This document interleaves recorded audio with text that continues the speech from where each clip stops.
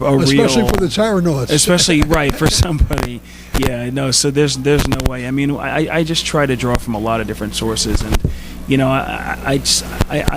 I'm pretty. I guess I'm analytical, and so I study people. That sounds weird, but I sort of study people.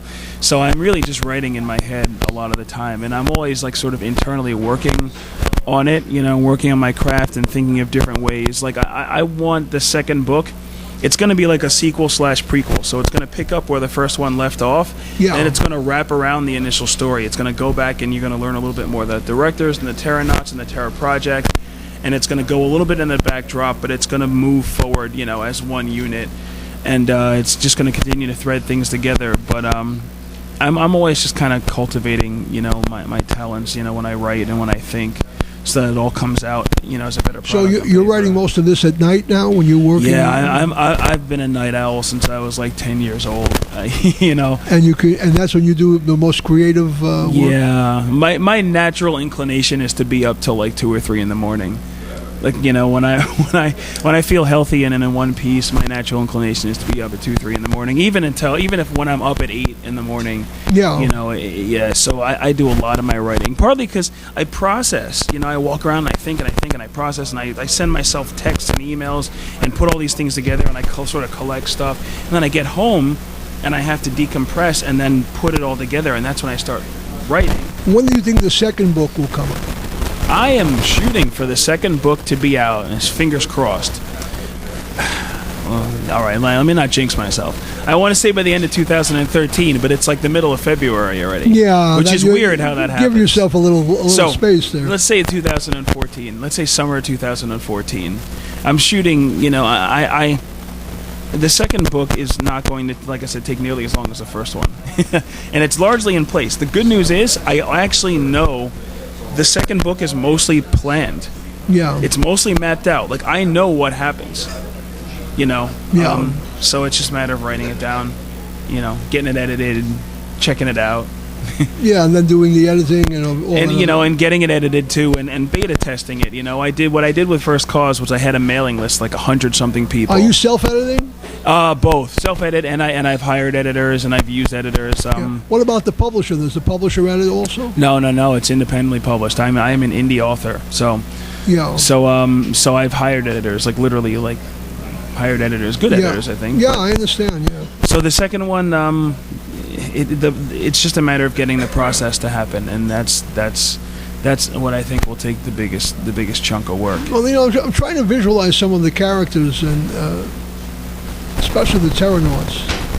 They're all somewhat larger than other human beings, or at least stronger. Well, they're just a little bit taller. I mean, the thing is that they're just more well cultivated. They're really people in every other description. So they just average a couple inches taller, and I try to even make that realistic in terms of like, if you look at how populations evolve, and wind up taller or shorter based on things like nutrition, and mortality rates and other, things that you can sort of, demonstrably, that demonstrably can improve the general health and physicality. The second book intrigues me because you're going to talk about how they all came about. I mean, they didn't grow out of the ground. And, no, but the second book is mostly going to tell us what happens next. Yeah. So, the second book is mostly going to be a straightforward, like the first one starts in flashback mode, so you learn about the Terranauts and you learn about these other things, and then, the last 2/3 kind of go together. But the second book is just going to kind of move forward, with a couple of flashbacks. And the third one, I think, is really going to be... That's the one. Just going to jump around a little bit more. But I'm looking forward to it. I think you have it all in your mind. It's all there, and that's cool. I actually remember sort of, sometime last year when I was like, I know how the second book's gonna go. Like I have it mapped out, and predictably it was at about 2:30 in the morning, when I was like, I got it. I know how the second book's gonna go. So we're talking with Paul West. He's written a book called First Cause. You can get it at Barnes & Noble. You can get it at Amazon. You can get it at Smashword, and it's a wonderful book. It's a science fiction novel. I've read it. I enjoy it. I've come to become almost a student of the book. And I think it should be required reading just to straighten out some of our politicians about what could possibly happen. I'm urging you again to buy this book, Yorkville Twins. Growing Up in New York City, 1944-1962. It's also available at Barnes & Noble. It's also available at Amazon.com. And let AC put his glasses on. I'm going to give you the exact address if you want to get in touch with them. You can get in touch with them at the Golden Valley Publishing Company, and that's 8014 Olson Memorial Highway, number 243, Golden Valley, Minnesota 55427. And again, the book is available. It's $19.95 plus $4 for any media mail, and so on. Enjoy all of that. Next week, Bill Russo couldn't be here. He apologized. He couldn't help it. But he will be here next week on the Bill Russo Show. I will co-host with him. His guest is Professor Annie Lanzolato, who has not been here for almost 2 years. Annie travels all over the world and does a lot of fantastic things.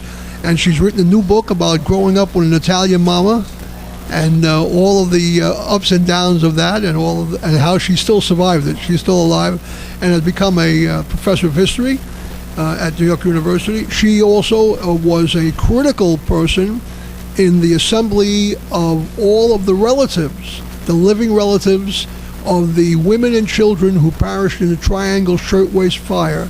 Wow. A 3-year project of finding people in California, Germany, North Carolina, people who had no idea, anti-union people who had no idea that their grandmother jumped out the window. That's crazy. 100 years ago in a non-union shop that had the doors locked because they were afraid that women might steal cloth and take it home and make money out of it. That's absurd. So the owners had the fire doors locked. And that's not that long ago.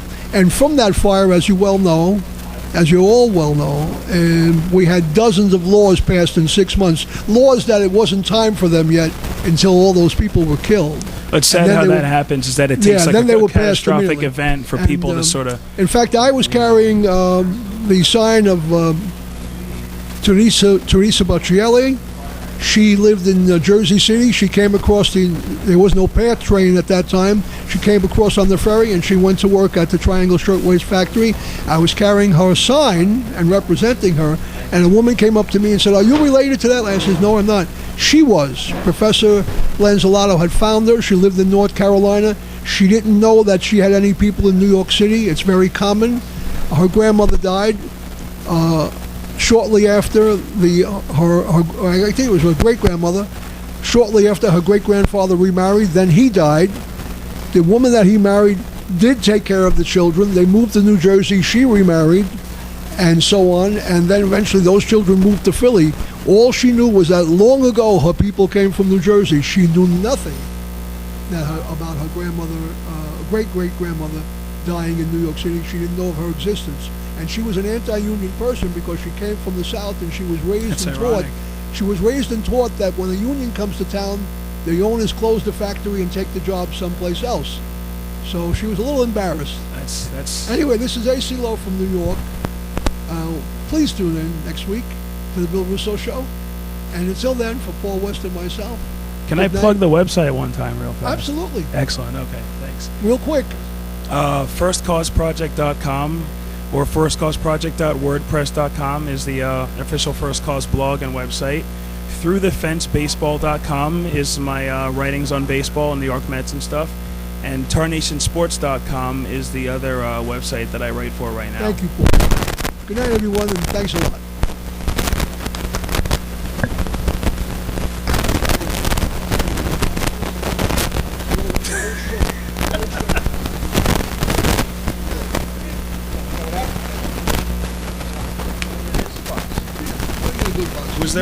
Was there a buzz on the show? Like, could you hear it? No. It's just in the headphones. No, just in our headphones. No, it doesn't. Not on the air. No. Oh, okay.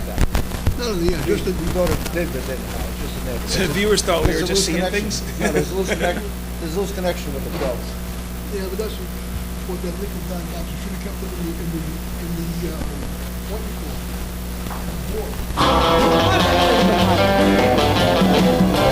Get another box on the joint. That's all.